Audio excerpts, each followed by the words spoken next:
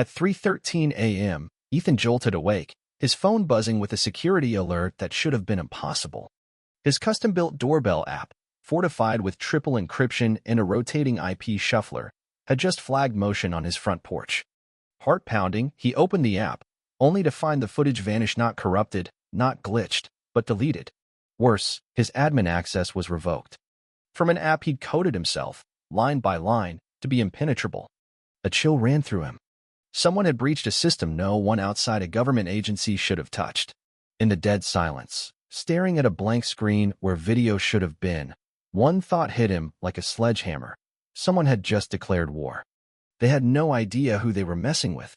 By sunrise, Ethan's living room was a war zone of half-drunk coffee mugs, unplugged routers, and glowing debug monitors. 3 years ago, a break-in had left him with a split lip and a shattered sense of safety. That trauma fueled his obsession, turning his home into a digital fortress. He'd poured his fear into code, vowing never to be vulnerable again. This breach wasn't just technical, it was personal, a violation that reignited the fury he felt when police lost the CCTV footage of that long-ago night. Rubbing his temples, he muttered, "No way someone cracked my stack." Then it hit him. What if it was someone close? Someone in the neighborhood? That suspicion solidified when he opened his front door for the morning paper and found an envelope taped to his doorbell camera. And signed, it bore the HOA's letterhead and Margaret Sullivan's signature, scrawled with the arrogance of someone who thought she owned the cul-de-sac. The notice claimed Ethan's camera violated community policy for unauthorized surveillance and demanded its removal within 72 hours. The final line was chilling. This includes recent footage of community members recorded without consent. Footage? Only Ethan had access to that data. Or so he thought. Ethan's laugh was bitter, humorless. The camera was on his property, embedded in the stonework, angled only at his porch. Margaret, the HOA's self-crowned dictator, was known for absurd complaints a kid's Halloween decoration deemed too disturbing, meetings run like royal decrees, always with a clipboard and Bluetooth headset like she was commanding a battlefield. Most neighbors dismissed her as annoying, but harmless. Ethan now knew better.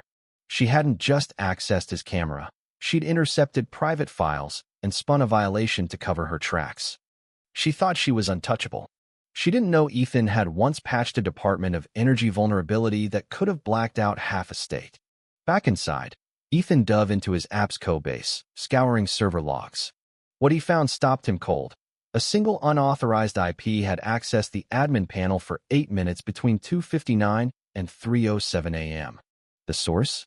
An unsecured network labeled Sullivan_HQ. Margaret hadn't even masked it.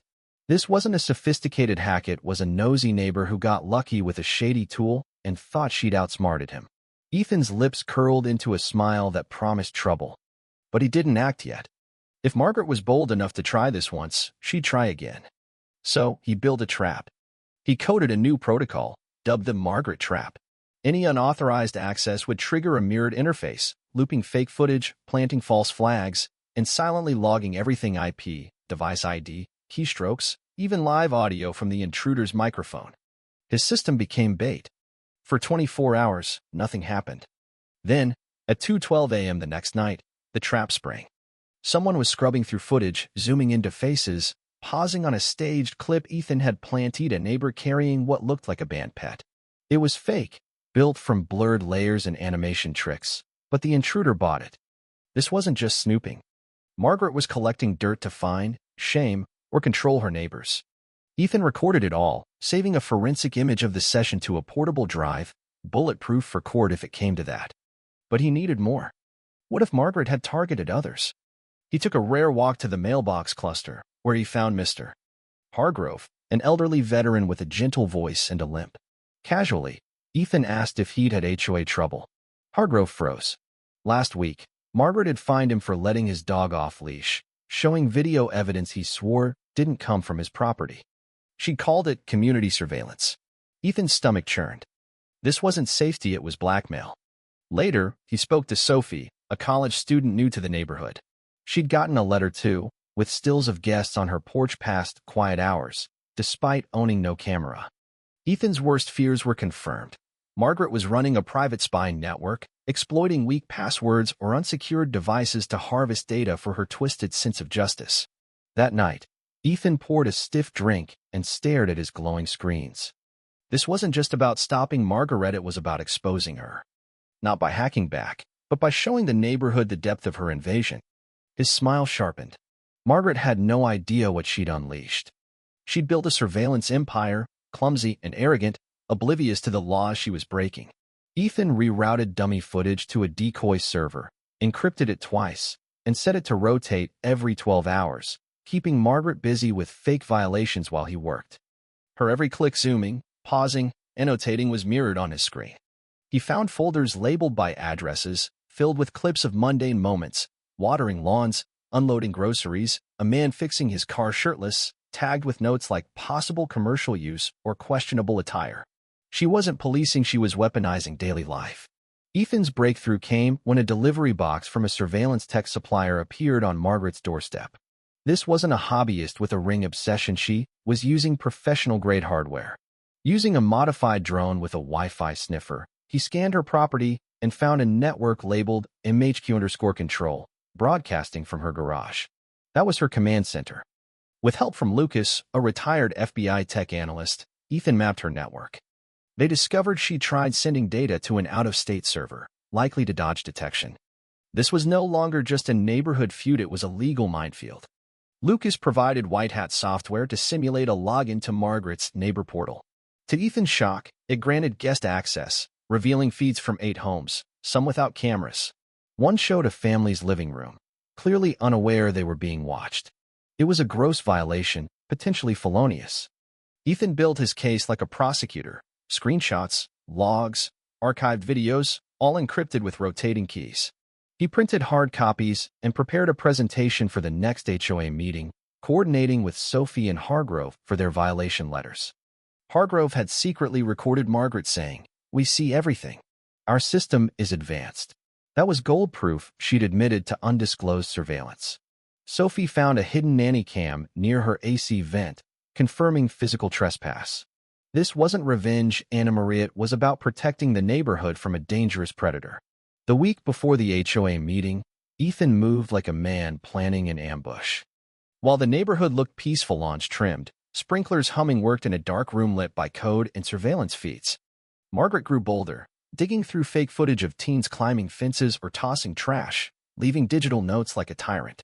Ethan recruited Clara, a lawyer 2 houses down, who was livid at the evidence. She helped craft a formal presentation, her legal expertise ensuring it would hold weight. Lucas offered to testify, bringing forensic tools and a walkthrough of the trap system. The HOA meeting was held in the sterile clubhouse, with creaking ceiling fans and stackable chairs.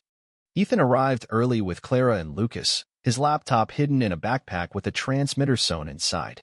Margaret strutted in, clipboard in hand, sunglasses indoors, flanked by 2 board members who looked like minions. Her faux cheerful tone grated as she opened with, "Welcome, neighbors. We've got updates on community security and new enforcement guidelines." Ethan's fingers twitched. She launched a slideshow of petty violations, trash bins out too long, garden gnomes too tall, while neighbors nodded, conditioned to accept her rule. Then she opened a folder labeled Surveillance Review. Ethan tensed. She was about to show his fake footage, thinking it was real. Clara stood. "Actually, we never voted on surveillance, and I'd like to address that." Margaret snapped. "The floor is mine." Clara pushed back. "The community deserves to hear this." Ethan hit the transmitter. The projector flickered, went black, then roared to life with his video. It showed the Margaret Trap interface, her login attempts, IP logs, and her voice boasting, "We see everything." The room froze. Clips revealed her neighbor portal, with folders of private moments, kids' birthdays, backyard chats. A neighbor shouted, "That's my son's party." "We don't have a camera." Clara stepped forward. This evidence, authenticated by a retired federal analyst, shows Margaret Sullivan running an illegal surveillance program, accessing private devices, and planting cameras. The room erupted. One board member slunk away from Margaret's side. Then, right on cue, 2 sheriff's deputies entered. Ethan had tipped them off with evidence. "Margaret Sullivan?" one asked. She nodded, pale. "We need to talk about illegal surveillance and wiretapping." They let her out as she clutched her clipboard, silent for once. The aftermath was chaos. The HOA was suspended, Board members resigned, and Margaret's house was searched, revealing SD cards and a tablet linked to a second network. Her cloud storage held thousands of clips, some showing private home interiors, others used to file anonymous complaints. Neighbors were outraged, some terrified their secrets were leaked. But anger turned to action. Teens, inspired by Ethan, formed a Data Guardians Club, building an alert app for suspicious tech. Sophie joined, presenting it at Ethan's new security workshops, where even elderly residents learned to lock down Wi-Fi. A new charter emerged, banning unauthorized surveillance and emphasizing transparency.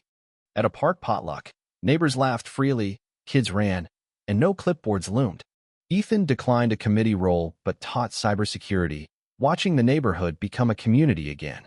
Weeks later, Ethan installed a new doorbell, its brass plate reading, encrypted by Ethan. Try me again. His phone buzzed with a community vote. Riminderno finds, just open discussion. Passing Margaret's silent house, he felt calm. Justice hadn't come from code or revenge, but from neighbors standing together. As he sat on his porch, stars above, laughter echoing, Ethan smiled. Not from victory, but relief.